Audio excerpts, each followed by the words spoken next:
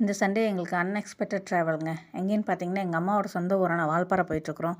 ஏன் எதுக்குன்னு பார்த்தீங்க அப்படின்னா, எங்கள் மாமா பையன் அங்கே போலீஸாக ஒர்க் பண்ணிகிட்ருக்கப்பயே அவங்களோட ஒய்ஃபு போஸ்ட் ஆஃபீஸில் ஒர்க் பண்ணிகிட்ருக்காங்க. அவங்களுக்கு குழந்த பிறந்திருக்குன்னு ஃபோன் பண்ணி இன்ஃபார்ம் பண்ணாங்க. அந்த குழந்தைய பார்க்கறக்கோசரம் நாங்கள் ஒரு 7, 8 பேராட்டு போயிட்டுருக்குறோம். நான், எங்கள் ஹஸ்பண்டு, எங்கள் குட்டிமா, எங்கள் சித்தி, அத்தை எல்லாம் ஒரு 8 பேராட்டம் நாங்கள் போயிட்டுருக்குறோம்.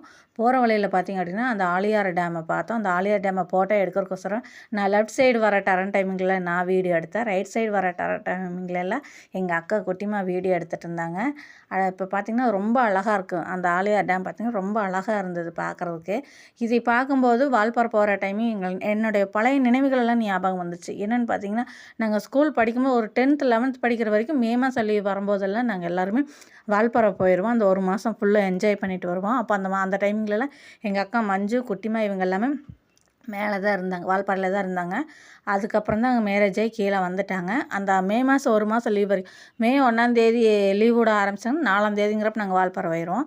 மே எண்டிங் 27, 28 டைமிங்கில் எங்கள் அப்பா வந்து எங்களை கூட்டிகிட்டு வந்துடுவாங்க. ஜூன் மாதம் ஸ்கூல் போகணுக்கோசரம் கூட்டிகிட்டு வந்துடுவாங்க.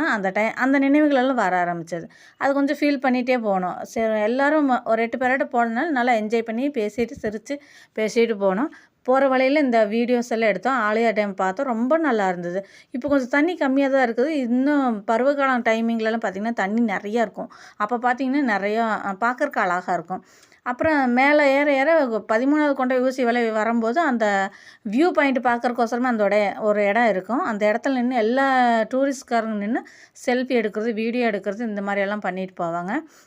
நாங்கள் பஸ்ஸில் போனதுனால ரொம்ப என்ஜாய் பண்ணிட்டு போனோம். அதுவும் இல்லாத நாங்கள் வால்பாறை போனது அங்கேயும் எதிர்பாராத ஒரு விஷயத்தை நான் பார்த்தேன். என்ன அப்படிங்கிறத அடுத்த வீடியோவில் காமிக்கிறேன். அது எதிர்பாராத விஷயம் என்னங்கிறத நான் உங்களுக்கு அடுத்த வீடியோவில் காமிக்கிறேன். இந்த வீடியோ உங்களுக்கு பிடிச்சிருந்தா கண்டிப்பாக மறக்காமல் ஷேர் பண்ணுங்கள், லைக் பண்ணுங்கள், கமெண்ட் பண்ணுங்கள், மறக்காமல் சப்ஸ்கிரைப் பண்ணுங்கள்.